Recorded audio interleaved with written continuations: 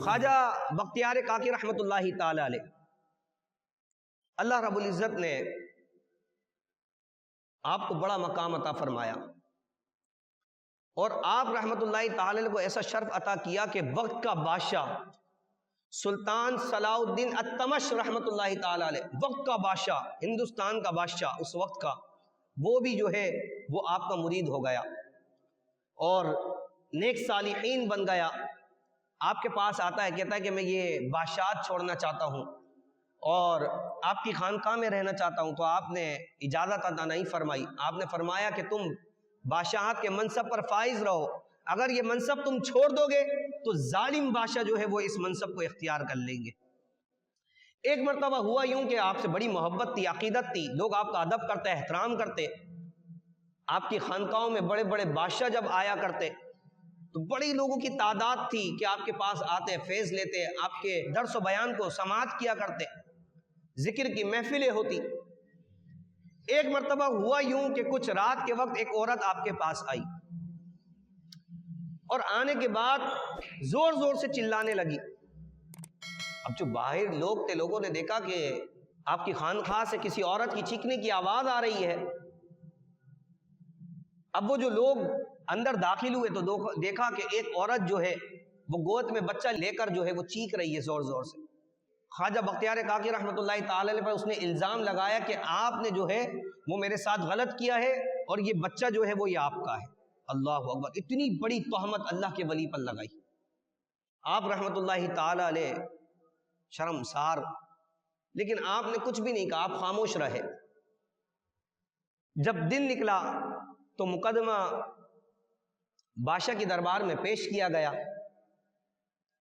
اب وہ جو وقت کا بادشاہ تھا سلطان الدین التمش، اس نے کہا ٹھیک ہے مجرم کو لایا جائے۔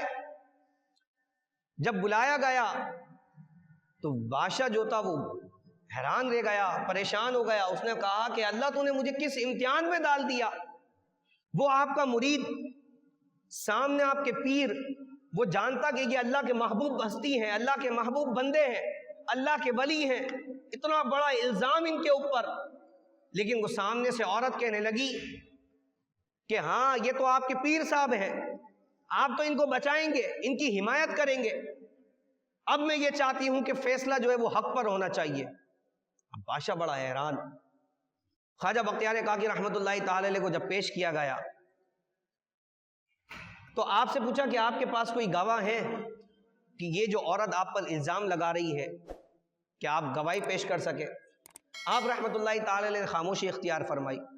پھر اس عورت سے کہا کہ اگر تمہارے پاس کوئی گواہ ہے تو گواہ لے کر آؤ۔ اچھا، وہ عورت جو ہے 4 گواہ لے کر آ گئی اپنے ساتھ، پیسوں میں خرید لیے 4 لوگوں کو، انہیں لالچ دے کر، پیسہ دے کر، یہ ہندوؤں کی طرف سے جو ہے وہ سازش رچائی گئی تھی۔ اب خواجہ بختیار کاکی رحمۃ اللہ تعالی کے خلاف گواہ بھی پیش کر دیے گئے، اور وہ گواہ حاضر ہوئے اور انہوں نے کہا کہ ہاں ہم نے دیکھا تھا کہ انہوں نے اس عورت کے ساتھ ساتھ یہ غلط کام کیا ہے اور یہ اولاد جو ہے وہ اسی کی ہے۔ اب خواجہ بختیار کاکی رحمۃ اللہ تعالی کی آنکھوں میں آنسو، خاموش آپ کھڑے رہے۔ سلطان الدین التمش نے کہا کہ آپ کچھ عرض کریں یا فیصلہ سنایا جائے۔ آپ نے کہا کہ آپ مجھے 1 دن کی جو ہے وہ مہلت دیں، فیصلہ جو ہے وہ کل سنایا جائے۔ آپ رحمۃ اللہ تعالی علیہ دربار سے نکلے، آپ کا جو خادم تھا وہ سواری لے کر حاضر ہوا کہ حضور سواری پر حاضر ہو جائیں۔ آپ نے فرمایا کہ سواری پر رہنے دو، آج میں پیدل ہی گلی میں جاؤں گا، آج میں ان چوک پر، چراہوں پر، ان راستوں سے گزروں گا کہ جس جگہ میں نے دیکھا کہ لوگوں نے مجھے بڑا سلام کیا، عزت کی، احترام کرتے تھے، لوگ میرے ہاتھ پاؤں چوما کرتے تھے، آج بھی تو جا کے دیکھوں کہ آج لوگ کس نظر سے مجھے دیکھتے ہیں۔ اللہ اکبر۔ آپ رحمت اللہ تعالی علیہ اس راستے سے گزرے، ہندو آپ پہ ہنستے، طنز کرتے، آپ رحمت اللہ تعالی علیہ کسی سے کچھ نہیں کلام کیا، آپ چلے گئے۔ آپ نے اجمیر شریف کی طرف رخ کیا، اس وقت خواجہ غریب نواز رحمۃ اللہ تعالی علیہ حیات تھے، کیونکہ آپ ان کے مرید تھے اس وقت، اور آپ نے ان کی طرف عرض کی کہ خواجہ غریب نواز رحمۃ اللہ تعالی سے کہ پیر و مرشد مجھے کس امتحان میں ڈال دیا، بڑی آزمائش ہے، اب آپ ہی کچھ کیجئے۔ تو خواجہ غریب نواز رحمۃ اللہ تعالی علیہ آپ کے خواب میں آئے خواجہ بختیار کاکی کے، اور فرمایا کہ 3 دن بعد جو ہے وہ ہم آئیں گے، اور بادشاہ سے کہنا کہ 3 دن بعد جو ہے وہ فیصلہ ہوگا۔ اب اگلے دن فیصلے کا دن تھا، بختیار کاکی رحمۃ اللہ تعالی علیہ حاضر ہوئے، آپ نے فرمایا بادشاہ 3 دن کا جو ہے وہ ٹائم دیا جائے، میرے پیر و مرشد جو ہیں وہ 3 دن بعد یہاں تشریف لائیں گے۔ لوگ منع کرنے لگے، لیکن بادشاہ تھا اور آپ کا مرید تھا، آپ سے محبت رکھتا تھا، جانتا تھا حقیقت کو، تو بادشاہ نے کہا کہ 3 دن بعد جو ہے وہ فیصلہ سنایا جائے گا۔ اب دیکھیں کہ وہ اس عورت نے الزام بھی لگایا، اس کے پاس گواہ بھی موجود، یہاں حضرت خواجہ بختیار کاکی رحمۃ اللہ تعالی علیہ اکیلے تھے، آپ کے پاس کوئی گواہ بھی نہیں۔ 3 دن بعد اس دربار کو لگنا تھا۔ اللہ اکبر۔ اب مغرب کا وقت ہو گیا، تیسرا دن اختتام پر ہے، اور مغرب کے بعد فیصلہ سنایا جانا ہے کہ دن ختم ہونے والا ہے۔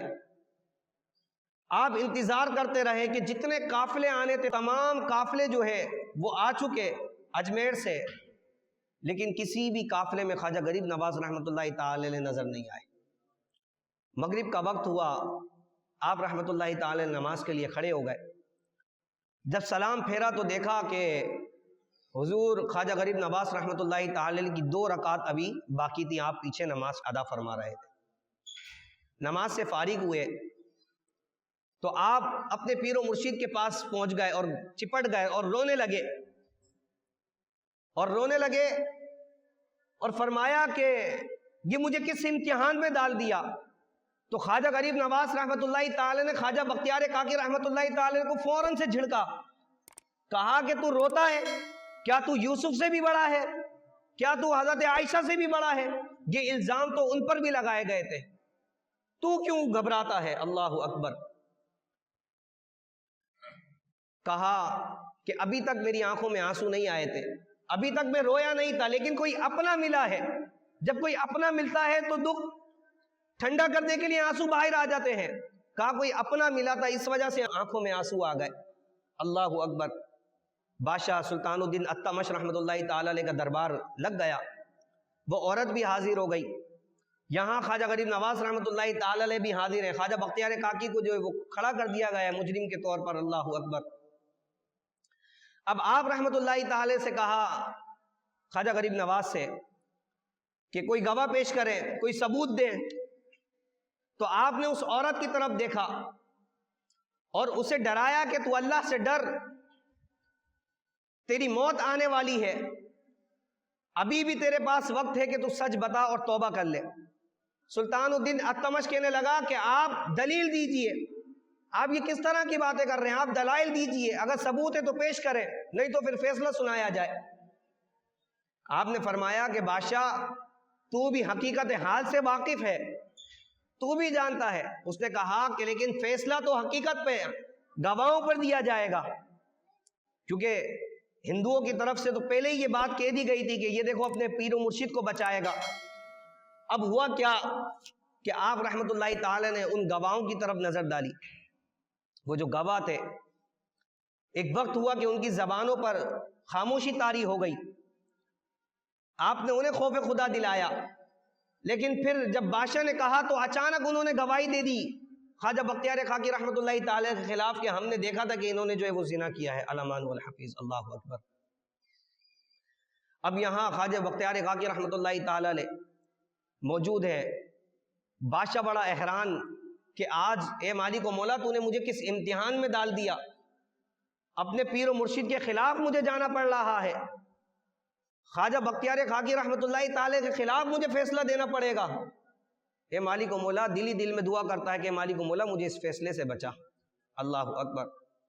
خواجہ غریب نواز رحمت اللہ تعالی سجدے میں گر گئے، سجدے سے سر اٹھایا اور فرمایا اے مالک و مولا، حضرت عیسیٰ علیہ نبی علیہ الصلوۃ والسلام کی والدہ پہ جب الزام لگا تو وہ بچہ ماں کی گود میں جب کہہ سکتا ہے کہ انی عبداللہ انا آتانی الکتاب وجعلنی نبیا، کہ میں اللہ کی طرف سے بھیجا ہوا نبی ہوں، مجھے کتاب عطا کی گئی ہے، جب وہ گود میں کہہ سکتا ہے تو پھر یہ محمد مصطفیٰ صلی اللہ تعالی علیہ وسلم کی امت میں آج میرے مرید بختیار کاکی کے لیے جو ہے یہ بچہ کیوں گود میں نہیں بول سکتا؟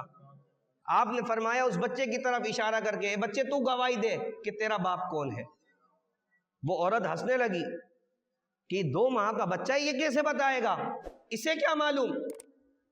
آپ نے اس کی طرف جب اشارہ کیا تو وہ بچہ بول اٹھا کہ میرا جو باپ ہے وہ فلا فلا جو دربار میں بادشاہ کے ساتھ بیٹھا ہوا ہے وہ میرا باپ ہے۔ اللہ اکبر! بس وہ گواہی دینی تھی۔ آپ رحمت اللہ تعالی علیہ نے خواجہ بختیار کاکی رحمت اللہ تعالی علیہ کا ہاتھ پکڑا اور کہا کہ اب جو ہے یہ دلی میں نہیں رہے گا، اب میں اسے اپنے ساتھ اجمیل لے جا رہا ہوں۔ لوگوں نے توبہ کی، آپ کے پاؤں میں گر گئے کہ آپ ہمارے لیے نہیں بلکہ اپنے پیارے آقا احمد مصطفیٰ صلی اللہ تعالی علیہ وسلم کے دین کے لیے جو ہے وہ بختیار کاکی ہمیں عطا فرما دے، ان کے دین کی بقا کے لیے ہمیں بختیار کاکی عطا فرما دے۔ حضرت خواجہ غریب نواز رحمت اللہ تعالی علیہ نے حضور کے دین کے لیے حضرت خواجہ بختیار کاکی رحمت اللہ تعالی علیہ کو دلی میں چھوڑا، اور پھر کبھی بھی آپ دوبارہ اپنی حیات میں دلی تشریف نہیں لائے۔ یہ ہے خواجہ غریب نواز رحمت اللہ تعالی علیہ کی کرامت۔